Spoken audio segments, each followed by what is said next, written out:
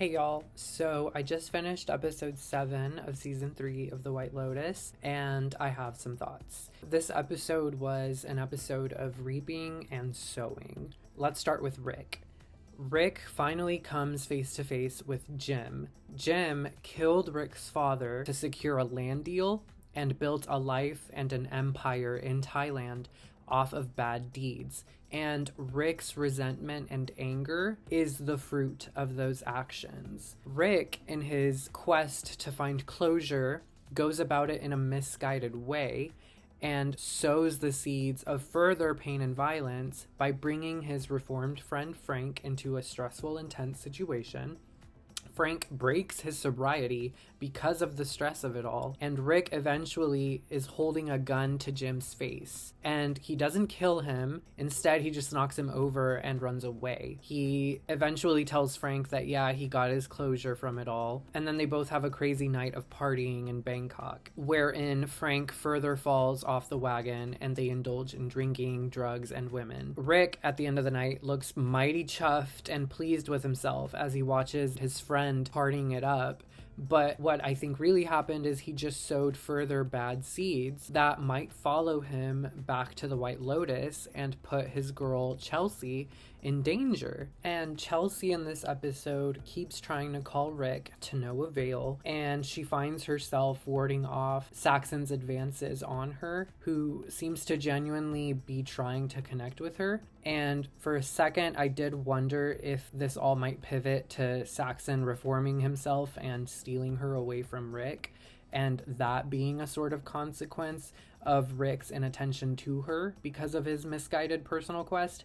But Chelsea doesn't really seem that moved by Saxon trying to connect with her spiritually, especially after he makes a move on her as she's trying to teach him how to meditate, which shows us that he may still be caving to the vice of pleasure after all. But he did express to Chloe and Chelsea that he's not the guy that they think he is, even as they insist that he is, and even as he insists that he's not. And it all just kind of feels like the fruit of the way that he's moved and expressed himself thus far, and it feels like he's starting to realize just how empty that is and how empty he might be inside, and looking to maybe amend his ways. He also tells his father Tim that if he's not a career success, he's gonna be nothing. He's gonna amount to nothing, and he can't stand the thought of becoming nothing, and that all of his eggs are in Tim's basket.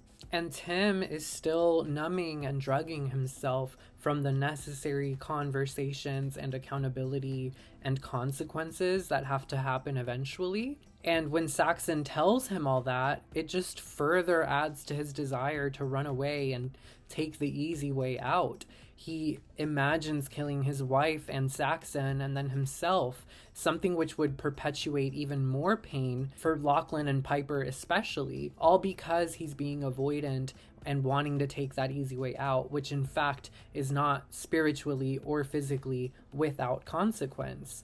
And that's the big thing in this episode, the infliction of physical and spiritual harm. The head monk tells us that violence is condemned always because it only does spiritual harm to both the victim and the perpetrator, and that the only good faith response is to just sit with those feelings, or in other words, make peace with them. And Thailand, like I said in my previous White Lotus video, has become this haven for people who are building castles of sand via nefarious, underhanded, shortcut ways.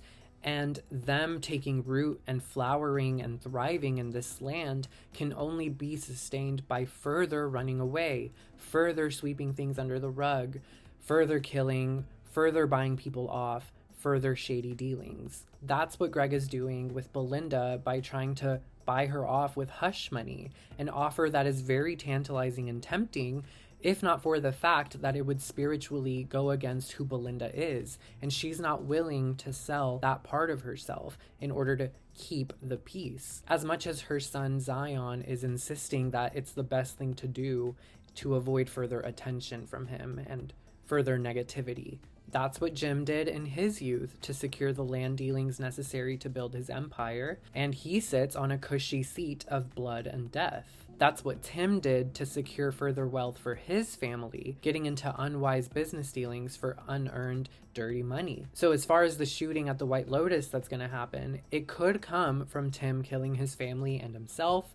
It could come from the henchmen of Jim trying to come after Rick for what he did, or it could come from Greg finding a way to tie up the loose end of Belinda. There's also the new development of Gaitok realizing the guys who robbed the White Lotus are the Russian dudes who are Valentin's companions. So now Gaitok's introspection in this episode about accepting that he doesn't have the killer instinct in him because he agrees with the Buddhist mindset of nonviolence might be put to the ultimate test. His date Mook tells him that fighting is natural and a part of life, and that sometimes it's necessary to do so in defense, which, yeah, is a solid good point. So now that Gaitok knows that one of his coworkers is a mole and is allied with these very dangerous, scummy, scammy Russian guys, is there going to be a shootout between them and the security guards at the White Lotus? Will Gaitok end up a hero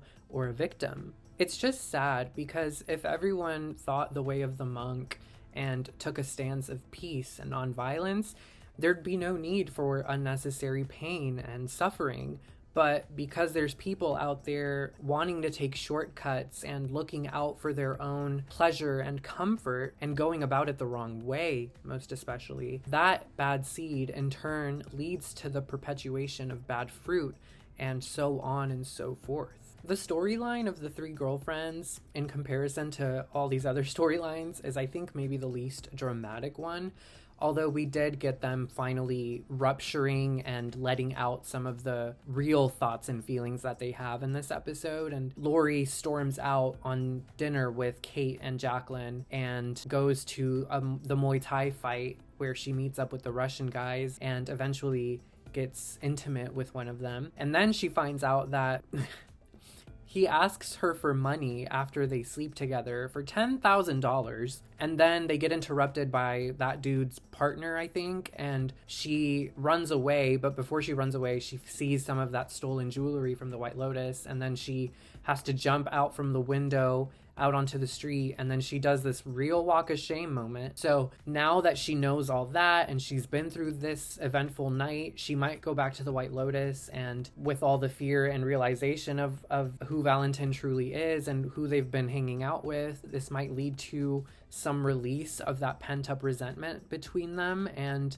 they might end up closer than ever. Or it could just keep going bad for them and they could end up with a broken up friendship, or worse, a dead friend. Anyway, yeah, this very much was a setup episode, but I'm still very excited for the conclusion next week and getting to see the ultimate fruit that is born from all of this. And on that note, I will catch y'all on the next one. Thank you for watching. Bye.